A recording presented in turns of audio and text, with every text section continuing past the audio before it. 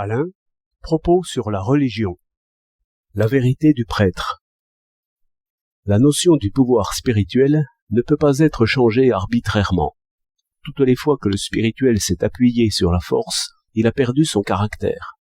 Il s'est déshonoré à vouloir contraindre, quelque ruse qu'il y ait mis. Cela éclaire l'histoire des papes. Et il faut bien comprendre que toutes les formes de la publicité sont des contraintes rusées, bonnes tout au plus pour le tyran de force. Claudel, dans l'Otage, nous représente, sous le nom de pape, un pauvre moine bien fatigué de dire non, mais qui ne cède jamais. Non pas cet air fat d'un chef d'administration. Tout au contraire, l'homme aux yeux baissés, celui qui n'a pas de pouvoir et qui ne veut pas de pouvoir. Telle est l'essence papale. Il n'appartient à personne de la changer. L'acclamation d'une foule de pèlerins n'est toujours qu'un effet de publicité et un témoignage de puissance. Mais l'idée, telle que Claudel l'a sauvée, est grande et belle, je dirais même éternelle. Comment elle agit dans ce monde-ci, par quelque humble prêtre, comme on peut s'y attendre, ou par quelque savant, comme Comte l'espérait, c'est ce qu'on ne peut savoir. Le temps présent, nous y sommes. Nous le voyons de trop près. Nous n'y voyons rien. Le premier trait du pouvoir spirituel, le plus visible à tous, c'est un refus de richesse. Ce n'est qu'un exemple du refus de puissance. Mais il y a toutes sortes de puissances, et le diable tentateur sait bien se déguiser. Un genre de savoir revient à la puissance temporelle. Une érudition peut-être, une mémoire sans lacune, un art d'écraser le disputeur, et le ton en dit assez. Il faut que les techniciens de tout genre soient humiliés.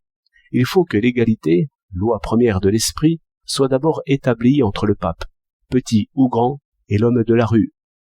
Donc, le regard qui prend empire est renvoyé aussitôt au tyran. Qui veut prouver est encore un tyran, qui veut convertir est encore un tyran. C'est pourquoi notre pouvoir spirituel a les yeux fermés. Ce que l'on appelle prier pour quelqu'un, dans le sens le plus positif, c'est sans doute penser à lui, mais à l'intérieur de soi, et en refusant l'espionnage psychologique. Car se permettre de deviner quand ce serait pour le bien, c'est toujours un viol de conscience. Une autre manière de connaître le semblable, c'est de penser à ce qu'il pourrait être. Cette manière d'observer est la seule qui pénètre. Toutefois, qui donc n'est pas curieux du secret d'autrui? Pourtant, c'est injurier l'esprit que d'essayer de le prendre à n'importe quel piège. Cela rejette au temporel le plus vil. J'essaie de circonscrire ici la vérité du prêtre. Et souvent je m'éloigne du prêtre tel qu'il est. Mais quelquefois, une admirable concordance se montre. Car il n'est point du confesseur de poursuivre le pénitent, ni même de le deviner hors ce qu'il avoue. Tout ce que tu diras, je le prendrai comme vrai. Ainsi, tout dépend de toi. Tout est laissé à toi. C'est rappeler l'esprit à son essentielle liberté. D'où vient que l'absolution dépend absolument de ce que le coupable sent et décide de lui-même. Et le secret, si rigoureusement ordonné, revient à la promesse de ne point se souvenir de l'aveu. Un prêtre qui garderait littéralement copie de certains aveux, en vue seulement de se faire une connaissance des péchés, serait très certainement en faute. Toutes ces règles, et bien d'autres, qui vont de soi dans les rapports d'esprit, définissent le pouvoir spirituel par un constant refus de pouvoir. Qu'il y ait souvent abus, sous le prétexte de confession. Cela est naturel, puisque la simple curiosité est déjà un abus. Mais nous comprenons aussi qu'un bon prêtre, j'entends rompu au métier, est encore bon pour des milliers de pénitents, quand même il ne croirait à aucun dogme.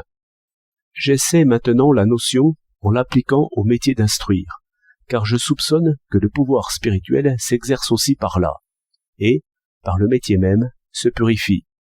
Qu'est-ce que je vois? C'est qu'il y a souvent une sorte d'offense à deviner ce que l'enfant ne dit pas. Par exemple, que son père est un ivrogne. Et il vaudrait mieux ne jamais enseigner sur l'ivrognerie que risquer de faire honte à un fils de son père. Je cite cet exemple, parce qu'il est de métier, et très mordant.